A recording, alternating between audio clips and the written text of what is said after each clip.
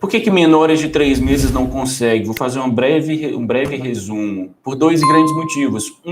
Imaturidade, esterogestação. A imaturidade na esterogestação, o bebê que estava naquele ambiente escurinho, quentinho, apertadinho, com um barulho constante, uma frequência quase que constante, ele passa e sai para um ambiente escuro, que não tem aquele aperto, que é mais frio, tem ruídos diversos para todos os lados, e isso faz com que ele estranhe. Isso é muita coisa nova para um cérebrozinho tão imaturo, tá? Isso é muita coisa nova para uma criança para um ser humano que acabou de nascer. E tudo que é novo para o bebê, para a criança, para o adulto, tudo que é novo costuma deixar a gente mais, tá? Se sair da rotina, eu não funciono tão bem. E para o bebê, então, isso é multiplicado à enésima potência. Tudo que é novo para o bebê deixa ele alerta ou assustado, tá? E para um recém-nascido, tudo é novo, absolutamente tudo. O mundo ao seu redor é novo, a sua forma de se alimentar é nova, tudo é um estímulo novo. Qualquer coisa que você fale com ele nos primeiros dias, primeiras semanas, é novo, é novidade, tá? A sua visão vai melhorando progressivamente, a visão do bebê. Então, a cada semana, a cada mês, ele vai vendo de forma mais nítida. Então, é uma imagem nova. Então, também vai deixar ele alerta ou assustado, certo? Então, tudo é novidade. E é preciso tomar cuidado com isso, é preciso estar atento a isso. Porque se é novidade, ele vai ficar muito alerta, ele vai ficar muito assustado e ele vai precisar de você para você replicar as condições do útero. Que ontem eu estava conversando com uma amiga minha e ela disse assim, é você fazer um ninho para esse bebê.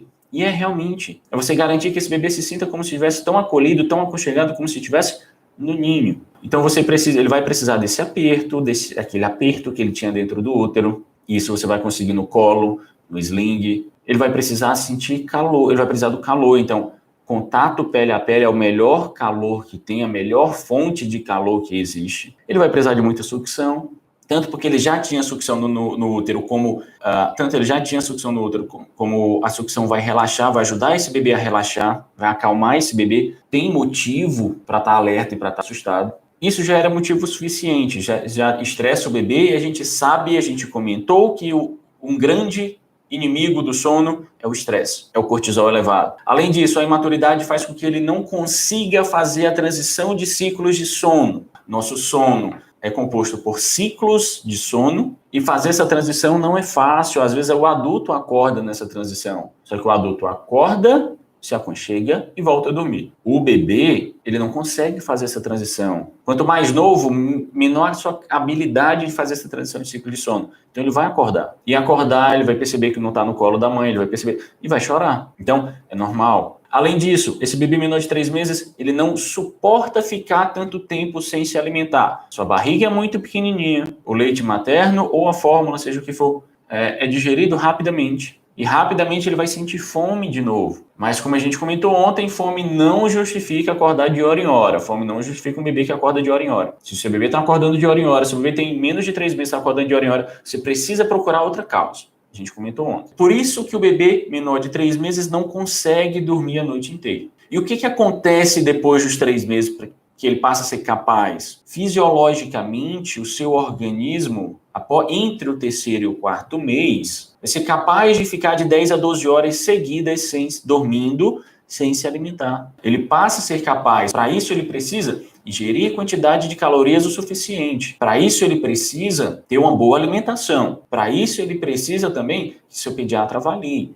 Não tem risco de hipoglicemia? Muito dificilmente. Normalmente, o risco de hipoglicemia acontece nas primeiras semanas de vida, no recém-nascido, e a partir do momento que ele apresenta pleno ganho de peso, ele já não apresenta mais esse risco de hipoglicemia. O normal é isso. Eu não sei o seu caso específico. Eu não tenho como te dizer o seu caso específico. E é preciso deixar isso claro. Mas normalmente é isso. A gente no consultório, pediatra no consultório, vai avaliar como é que está a alimentação, a mamada, a fórmula, se está tudo certo. Vai avaliar o ganho de peso, vai avaliar padrão de diurese, vai avaliar evacuação, vai avaliar estado de saúde geral. Não, tá tudo bem. E aí, passou de recém-nascido, eu começo a indicar, olha, você não precisa mais acordar. Deixa ele acordar espontaneamente, certo? Mas precisa da avaliação presencial. Então, isso recém-nascido, com 3 meses é muito pouco provável. Alguma outra caso muito pontual, ainda existe o risco, mas para isso que existe a consulta. Mas é muito pontual mesmo. Tá? Entre 3 e 4 meses é muito pouco provável. Porque às vezes filho de mãe diabética pode passar mais tempo, precisando acordar à noite. E mãe diabética descompensada na gestação. Mas 3 e 4 meses é muito pouco provável. Então ele passa a ter, fisiologicamente, ele passa a ter a capacidade. Ele passa a ter essa capacidade de dormir a noite toda. A esterogestação vai ter acabado. Como é que a gente sabe? Isso depois me disseram, que perguntaram e eu acabei esquecendo. Como é que a gente sabe que a esterogestação acabou? Um marco muito mais fácil de ser avaliado. A esterogestação acaba entre o segundo e o terceiro mês. Você pode usar o terceiro mês como marco. Não, completou 3 meses. Ou você pode usar o salto de 3 meses para identificar o final da esterogestação. Acabou o salto, acabou a esterogestação. Aí como é que a gente identifica o salto de 3 meses? A gente identifica pela tão famosa, não sei se você já ouviu falar, mas ele é muito conhecida, crise dos 3 meses. É um terror para mãe, para muita mãe. É um terror, é uma das maiores causas de desmame, é uma das maiores causas de introdução equivocada de fórmulas infantis para o bebê. E quando eu digo equivocada, não é que você tenha culpa, eu sei que não, mas é realmente enfim, você não sabia desses conceitos. O que acontece na crise dos 3 meses? O bebê entra em salto de desenvolvimento. Salto de desenvolvimento é aquele período onde o bebê passou semanas adquirindo informação e ele vai, o seu perímetro cefálico, o seu cérebro está aumentando e à medida que ele vai acumulando informação, ele vai transformar essas informações em novas habilidades, em novos marcos de desenvolvimento. E esses marcos de desenvolvimento, essas habilidades no bebê, elas não ocorrem como o ganho de peso ocorre. O ganho de peso esperado para o bebê é uma curva sempre ascendente. Sempre. Tanto que se a curva achatar ou até cair, isso liga o sinal de alerta para o pediatra de que ele tem que avaliar que existe alguma coisa alterada, que alguma coisa precisa ser mudada. O desenvolvimento não ocorre assim. O desenvolvimento ocorre em fases cíclicas ou saltos. Você chama, ou picos, chama como quiser. Mas o importante é saber o fundamento. Essas novas habilidades, essa aquisição de novos marcos de desenvolvimento vai ocorrer de forma abrupta. Ele vai aprender muita coisa ao mesmo tempo, do desenvolvimento motor, do desenvolvimento de linguagem, do desenvolvimento social, do desenvolvimento cognitivo. Tá? A gente só consegue ver praticamente o desenvolvimento motor, que é aquele bebê que está com o pescocinho mais firme, que você levanta o bebê que estava deitado para ele ficar na posição sentada e ele segura o pescoço, ele acompanha o pescoço acompanha. Não é mais aquele bebê que ao levantar, e isso é um teste do pediatra, que ao levantar a cabeça cai para trás, não é mais. Às vezes a gente consegue perceber os marcos de linguagem também, mas enfim, o pediatra sabe avaliar todos. Ocorre o salto de desenvolvimento, então é muita novidade, é muita habilidade nova. Como é muita habilidade nova, esse bebê vai ficar alerta ou assustado, e é muita novidade, ele vai ficar muito alerta e muito assustado. Alguns ficam muito alertas e não ficam tão assustados, alguns ficam muito assustados mesmo, tá? Alguns poucos não reagem tão mal a essas novidades, mas o fato é que ocorre o salto de 3 meses. E normalmente o cenário padrão, o cenário esperado, é um bebê que chora mais por causa disso. Tá? Então, você pega o bebê que está chorando. Aos 3 meses, houve uma redução do volume das mamas. Tá? Houve uma redução do volume das mamas. Uma redução normal daquele edema gravídico. Então, a mãe começa a perceber que as mamas já não enchem mais tanto. Não é que não enche de leite, mas ele não está mais tão edemaciado. Além disso, também seu bebê está cada vez mais eficiente. Ele mama cada vez mais rápido. O que demorava 30 minutos para mamar, agora demora 12 minutos. Ela pega... Você imagina, você é mãe, você imagina o que é a cabeça de uma mãe com o seguinte cenário. Bebê chorando muito, a impressão de uma mama que já não enche mais tanto, e um bebê que está mamando mais rápido, está demorando menos a mamada. Ela acha que o leite está acabando. E por isso muitas introduzem fórmula aí, nesse momento. Ou por insegurança, ou por pressão externa, ou porque a sogra está enchendo o saco, ou porque o marido enche o saco. Ah, isso é fome, isso é fome, isso é fome, isso é fome, isso é fome. Tudo é fome. Hoje tudo é fome ou cólica. Para o marido que não entende, para a sogra que não entende, tudo é fome ou cólica. Então você tem tudo isso. Após a crise dos 3 meses, após o salto dos 3 meses, acabou a esterogestação, fica mais fácil da gente saber que acabou esse período. Então, você tem um bebê, depois dos 3 meses, você tem um bebê que já é capaz fisiologicamente de dormir 10 a 12 horas, você já tem um bebê que não está mais na esterogestação, não tem mais aquela imaturidade tão grande. De novo, para deixar claro, transição de ciclo de sono é difícil até para o adulto. Tem muito adulto que não consegue fazer transição de ciclo de sono e está fazendo tratamento, ou deveria estar fazendo tratamento de sono com o médico do sono. Então, se não é fácil para alguns adultos, para o bebê também não. Mas o que acontece com o adulto? Normalmente, ele acorda, se aconchega e volta a dormir. O que deveria estar acontecendo com o bebê? Ele acorda, se acordar, ele acorda, ele tem uma dificuldade para se aconchegar, ele ainda não sabe essa autorregulação, ele não sabe ainda mesmo, ele vai aprender com o tempo, e isso varia, mas aí ele vai virar de um lado para o outro, é aquele bebê que vira a cabecinha de um lado para o outro, esfrega a naninha no rosto, às vezes demora um pouquinho mais, às vezes demora 1 minuto, às vezes demora 12 minutos, como eu já postei um vídeo aqui uma vez, a bebê que passou 12 minutos circulando pelo berço, esfregando a naninha no rosto, e voltou a dormir. Esse é o esperado. Seu bebê já tem a capacidade de dormir 10 a 12 horas. Alguns vão haver alguns despertares, mas ele vai voltar a dormir sozinho. Por convenção, eu chamo isso de dormir a noite toda. Facilita a ideia. Mas saiba, é normal acordar. E alguns não vão conseguir dormir 12 horas. Tá? Eu já chegou ao ponto de eu ver mãe frustrada, de eu ver mãe irritada, porque o bebê só dorme 10 horas. E a Josi, que está aqui no YouTube, não é que ela ficou irritada, não é que ela ficou zangada, mas no começo eu percebi uma certa frustração porque o bebê dela só dormia 10 horas. Só 10 horas. Então, vamos com calma. Tem bebê que não dorme 12 mesmo, tá? Por isso que eu sempre falo 10 a 12. Tá? Mas o que não é normal? Não é normal nesses despertares o bebê acordar e chorar. Acordar chorando. Tá? E chorar no meio. Aí não, aí significa que algo está causando desconforto para esse bebê, significa que ele está precisando de alguma coisa para se regular, está precisando de alguma coisa para se sentir mais confortável. Se esse bebê chora, significa que ele não está no seu ninho, ele não está se sentindo acolhido no seu ninho. Tá? E aí ele vai precisar de você, e aí ele vai precisar da sua ajuda. Então vamos lá. Nesse período de 3 a 6 meses, ele não tem nenhum fator que atrapalhe. Quais são os principais fatores que atrapalham a esterogestação que eu já expliquei? O salto de 4 meses tem tem esse fator que atrapalha, eu vou explicar daqui a pouquinho.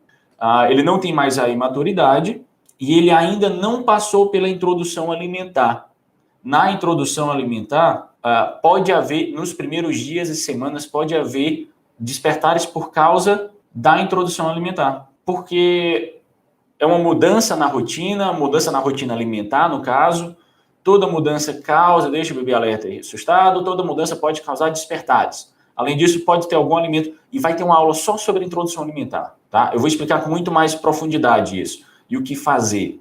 Mas, nesse período de 3 a 6 meses, acabou a imaturidade, baita fator que prejudica, que atrapalha. Não tem introdução alimentar ainda, que é outro fator grande que atrapalha. E, pelo amor de Deus, não façam a introdução alimentar precoce antes dos 6 meses. Não façam, não tem qualquer valor nutricional, não tem qualquer benefício nutricional para o seu bebê, independente se ele está em aleitamento materno exclusivo ou se ele está em uso de fórmula, tá? Eu sei que nos Estados Unidos, alguns pediatras, a Academia Americana de Pediatria, eu sei que no Canadá eles fazem isso também, alguns países da Europa eles fazem isso também, a introdução alimentar precoce, 4 meses, 4 meses e meio. Eu sei que eles fazem isso, mas não tem qualquer valor nutricional para o seu bebê, não tem qualquer acréscimo nutricional para o seu bebê. Além disso, tem o risco aumentado de alergias alimentares. A exposição a esse bebê a alimentos diferentes, existe um conceito chamado janela imunológica, que eu vou falar na aula de introdução alimentar. Tá? Independente se o bebê está em aleitamento materno exclusivo, independente se o bebê está em uso de fórmulas, não façam a introdução alimentar. Não tem valor nutricional, tem risco de causar alergia alimentar, ainda tem risco de causar despertares. Tá? Então, não tem qualquer benefício definitivamente. Qual é o único fator que pode te atrapalhar? Qual é o único fator que pode te atrapalhar nesse período? Salto de 4 meses. Tá? Por quê? Porque ele costuma ser difícil mesmo. Para algumas mães não vai ser tanto, mas para muitas vai. Isso significa que está perdido, que você deve desistir? Claro que não. Se você ainda tem um bebê nessa faixa etária, essa é a hora. E a gente vai ter uma aula sobre o sono de 6 a 9 meses, a gente vai ter uma aula sobre o sono de 9 a 12, e a gente vai ter uma aula sobre o sono para maiores de 1 ano. Mas esse salto costuma ser difícil porque tem muitas mudanças motoras nesse bebê. Ele aprende a virar, ele aprende a rolar, e esse é um grande marco motor, tá? Isso significa muito. Aprender a rolar significa muito para esse bebê. De alguma forma, ele já não é mais aquele bebê imóvel.